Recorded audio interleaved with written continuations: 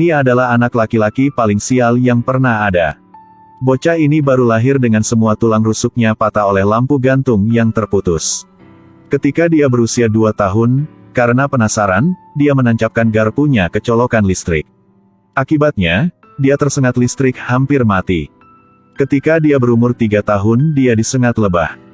Ketika dia berusia 4 tahun, dia digigit laba-laba beracun.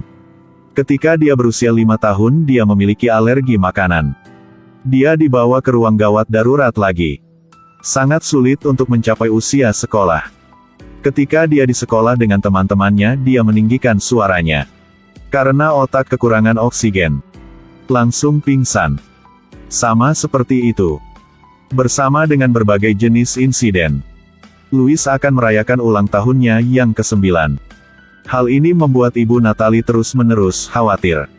Dia menganggap anaknya memiliki 9 nyawa seperti kucing. Dia sudah menggunakan 8 nyawanya. Memang. Hari ulang tahun Louis. Masalah lain terjadi. Seluruh keluarga bersenang-senang saat piknik. Sial, Louis jatuh dari tebing. Ketika tim penyelamat menemukan bocah itu, dia benar-benar kehilangan kesadaran. Tim penyelamat segera menggunakan pesawat untuk membawa bocah itu ke rumah sakit. Tapi semua ini sudah terlambat. Dalam tangisan sedih ibu Natalie, Louis dinyatakan meninggal oleh dokter. Tetapi ketika staf membawa Louis ke kamar mayat, mereka terkejut menemukan bocah itu hidup kembali. Dokter melakukan keadaan darurat untuk bocah itu lagi.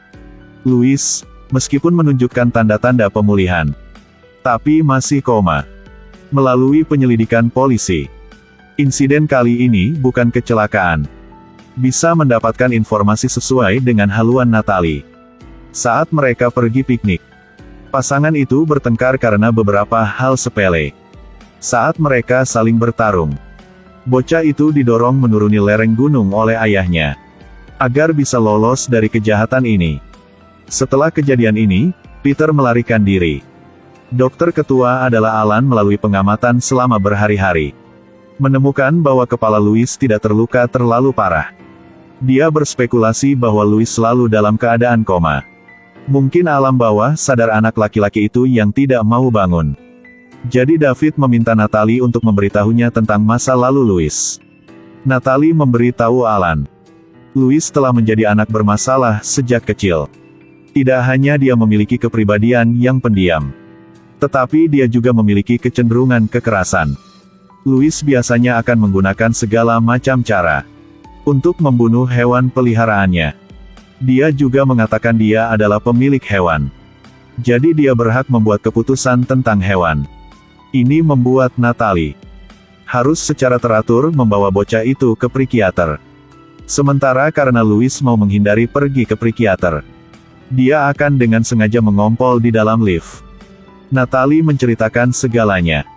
Alan juga dengan cepat mendapat konfirmasi dari psikiater Louis untuk memahami hubungan sehari-hari antara anak laki-laki itu dan ayahnya. Alan membuat janji untuk bertemu Natalia, tetapi menghadapi keraguan yang disarankan Alan, Natalie tidak langsung menjawab. Dia langsung menggunakan ciumannya. Tapi tepat pada saat ini, Louis di kamar rumah sakit tiba-tiba bangkit. Bocah yang sudah mati 9 kali ini telah bangun. Dokter Alan segera datang ke kamar Louis. Sekarang anak laki-laki ini sepertinya ingin mengatakan sesuatu. Ayahku. Ayahku. Tapi Louis masih belum sempat berbicara. Ibunya, Natalie, bergegas mendekat dan memeluknya erat-erat. Sangat cepat dia langsung pingsan lagi. Malam itu, hal aneh terjadi. Natalie memanggil Alan ke rumahnya dan mengatakan dia menerima surat aneh. Dalam surat ini meminta Natalie untuk menjauh dari semua pria. Jika tidak, nasib buruk akan datang. Yang lebih mendebarkan adalah, Natalie mengenali tulisan tangan dalam surat ini sebagai putranya Louis. Tapi, bagaimana ini mungkin? Dia sudah koma untuk waktu yang lama. Anak laki-laki itu selalu berbaring di ranjang rumah sakit. Jadi polisi menduga surat ini mungkin karena Peter mau lolos dari kesalahannya dan melarikan diri. Tujuannya agar Alan dekat dengan istrinya, untuk tetap aman. Alan masih mengatur agar Natalie pergi ke asrama staf rumah sakit. Tapi tak lama kemudian, dia juga menerima surat yang mengancam tulisan tangan Louis. Dalam surat ini dia memperingatkan Louis untuk menjauh dari ibunya. Jika tidak, akan ada konsekuensi yang mengerikan. Ketika Alan dilecehkan oleh surat-surat ini, nenek Louis datang dan katakan pada Alan kebenaran yang mengejutkan. Ternyata Peter bukan ayah biologis Louis. Awalnya, Peter dan Natalie hanya berteman. Suatu malam, Louis mengalami kecelakaan dan harus dirawat di rumah sakit. Natalie memanggil Peter untuk meminta bantuan. Menghabiskan malam bersama, Peter jatuh cinta pada Natalie. Dia langsung menceraikan istrinya untuk menikahi Natalie. Setelah menikah, Peter dan Louis hidup bersama dengan harmonis. Peter pasti tidak akan bisa mendorong Louis ke jurang. Sambil berbicara, seorang polisi wanita masuk dan membawa kabar buruk. Tidak jauh dari tebing anak itu jatuh. Mereka menemukan mayat Peter. Otopsi menunjukkan bahwa saat Peter meninggal pada hari yang sama dengan Louis yang jatuh dari tebing. Jika demikian, maka dua surat peringatan ini tidak mungkin karena Peter meniru tulisan tangan Louis. Karena kasusnya menjadi semakin membingungkan, Alan bosan dan tertidur di kursi sebentar. Ketika dia bangun, perawat memberitahu dia baru saja berjalan sambil tidur. Ketika dia berjalan sambil tidur, dia juga menulis resep obat. Dan tulisan tangan pada resep obat ini adalah tulisan tangan Louis. Ini sungguh sangat sulit dipercaya. Jadi Alan segera menelepon polisi dan menonton kamera dengan polisi. Dalam rekaman kamera Alan menulis dengan tangan kirinya. Tapi dia sama sekali tidak kidal. Tapi Louis secara kebetulan kidal. Alan menduga Louis saat koma. Melalui elektroensefalogram untuk mengendalikannya. Dan menuliskan dua surat peringatan sebelumnya. Untuk menguji tebakannya, dia pergi menemui psikiater Louis. Psikiater memiliki tebakan yang berani. Psikiater itu membawa elektroensefalogram Alan dan dihubungkan dengan Louis yang sedang koma. Setelah itu, psikiater terus menghipnotisnya. Kesadaran Louis berangsur-angsur berpindah ke tubuh Alan. Kemudian dibawa pertanyaan seorang psikiater. Louis akhirnya mengatakan apa yang terjadi hari itu. Itu adalah ulang tahunnya yang ke-9.